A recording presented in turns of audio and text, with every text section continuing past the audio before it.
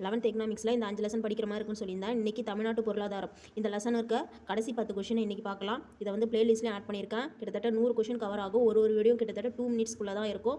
எக்ஸாமுக்கு யூஸ் பண்ணிக்கோங்க. வாங்க மீதி இருக்கிற 10 கொஷின் பார்க்கலாம். 10th கொஷின், குறு சிறு நடுத்தர நிறுவனங்களுக்கான முதலீட்டில் தமிழ்நாட்டின் தரம் எதுன்னு கேட்காங்க. எதுனா ஃபஸ்ட்டு, இதான் முதல்ல இருக்குது. அடுத்தது 12வது கேள்வி, தமிழ்நாட்டின் மாவட்டத்தில் பாலின விகிதம் அதிகமாக உள்ளதுன்னு கேட்குறாங்க. எந்த மாவட்டத்தில் தான்? நீலகிரியில். அடுத்தது 13th கொஷின், மாவட்டத்தில் குழந்தை பாலின விகிதம் குறைவாக உள்ளதுன்னு கேட்டிருக்காங்க. எங்கன்னா அரியலூர்.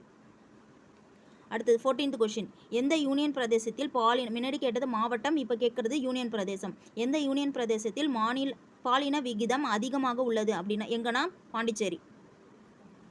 அடுத்தது 15th கொஷின், தமிழ்நாட்டு உள்நாட்டு உற்பத்தியில் அதிக பங்கு வகிப்பது எதுக்குன்னா பணிகள் தான். அடுத்தது 16th கொஷின், மனித வளர்ச்சி குறியீட்டின் தமிழ்நாட்டு தரம் எதுன்னு கேட்டிருக்காங்க. எதுனா 3வது தரம். அடுத்தது 17th கொஷின், SPII அமைந்துள்ள இடம் எதுனா தூத்துக்குடி.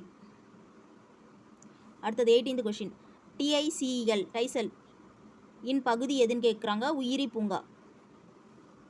அடுத்தது 19th கொஷின், சிமெண்ட் உற்பத்தியில் தமிழ்நாடு இந்தியாவில் எந்த நிலையில் உள்ளதுன்னு கேட்குறாங்க. எங்கன்னா 3வது இடம்.